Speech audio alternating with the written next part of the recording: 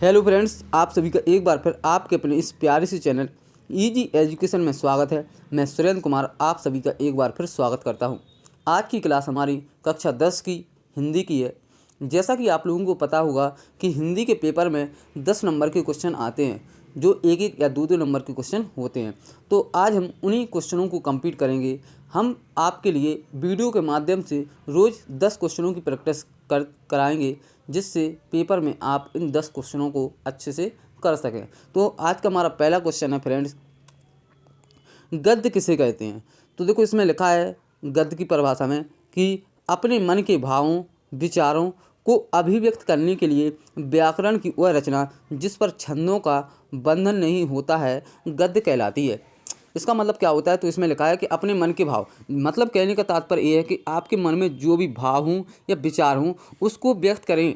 जो भी आपके विचार या भाव हैं उनको व्यक्त करने के लिए व्याकरण की वह रचना, व्याकरण की यानी ग्रामर की वह रचना जिस पर छंदों का बंधन नहीं होता है, उसे ही हम गद्य कहते हैं। सीधी एक बात है, कहने का तात्पर्य ये कि आपके मन में जो भी विचार हैं भाव हैं उनको व्यक्त करना है, तो व्यक्त करने के लिए आपको गद्य की हेल्प लेनी पड़ेगी। अर्थात जो भी आप बात कहेंगे वो गद्य के अंतर्गत आती हो। जैसे कि आपको पता होगा कि हिंदी को दो भागों में डिवाइड किया गया, गद्य और पद्य। तो गद्य का मतलब क्या होता है? अपने मन के भावों विचारों को व्यक्त करने के लिए व्याकरण की वह रचना जिस पर छंदों का बंधन नहीं होता है, उसे ही हम क्या कहते हैं? उसे ही हम गद्य कहते हैं।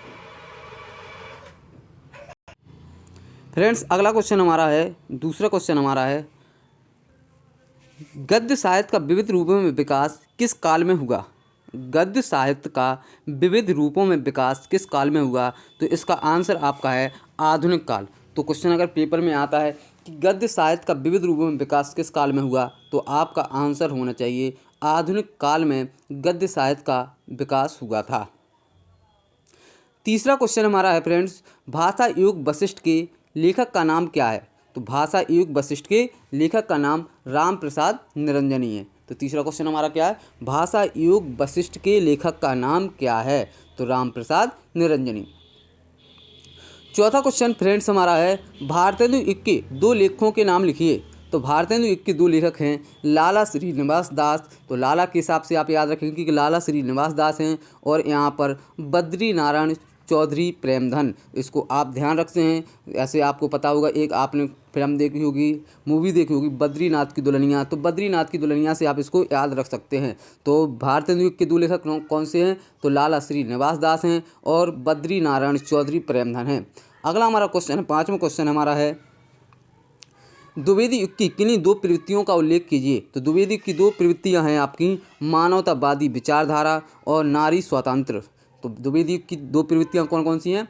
तो मानवतावादी विचारधारा और नारी स्वतंत्र। छठवां क्वेश्चन फ्रेंड्स हमारा है, द्विवेदी युग के दो कहानीकारों के नाम लिखिए। छठवां क्वेश्चन हमारा है, द्विवेदी युग के दो कहानीकारों के नाम लिखिए। तो द्विवेदी युग के दो कहानीकार हैं जयशंकर प्रसाद और चंद्रधर शर्मा गुलेरी। तो दो कहानीकार कौन कौन से हैं द्विवेदी युग के? तो जयशंकर प्रसाद जी को ध्यान रखें और चंद्रधर शर्मा गुलेरी को ध्यान रखें।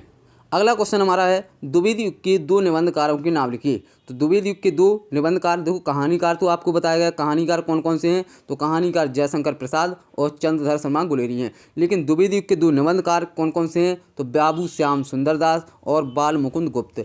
तो द्विवेदी युग के दो निबंधकार कौन कौन से हैं? बाबू श्याम सुंदर दास और बाल मुकुंद गुप्त। अगला क्वेश्चन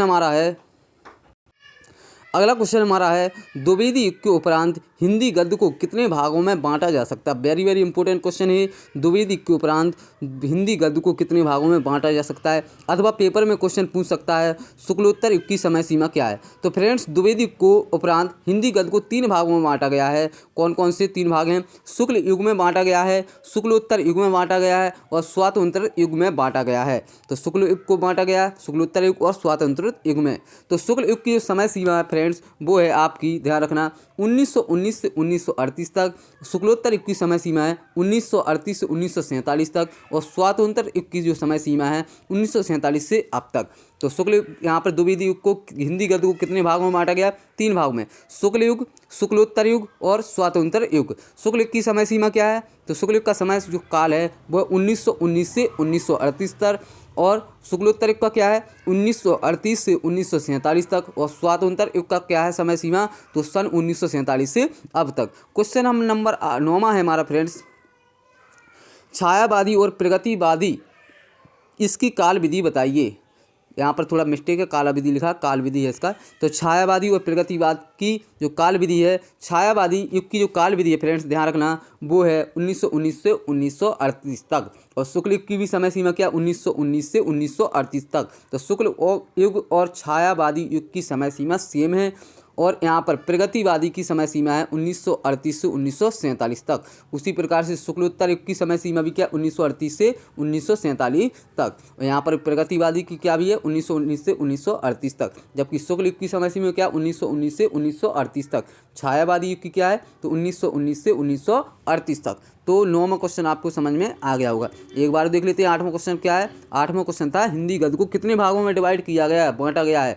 तो हिंदी गद्य को 3 भागों में बांटा गया। कौन कौन से, शुक्ल युग, शुक्लोत्तर युग और स्वातंत्र युग। शुक्ल युग की समय सीमा क्या है, शुक्ल युग की समय सीमा 1938 से 1919 से 1938 तक। शुक्लोत्तर युग की समय सीमा क्या 1938 से 1947 तक। स्वातंत्र युग की समय सीमा क्या 1947 से 1900 अब तक, ठीक है। और छायावादी युग की समय सीमा क्या है, तो छायावादी युग की समय सीमा 1919 से 1938 तक। प्रगतिवादी युग की समय सीमा क्या है, तो 1938 से 1947 तक।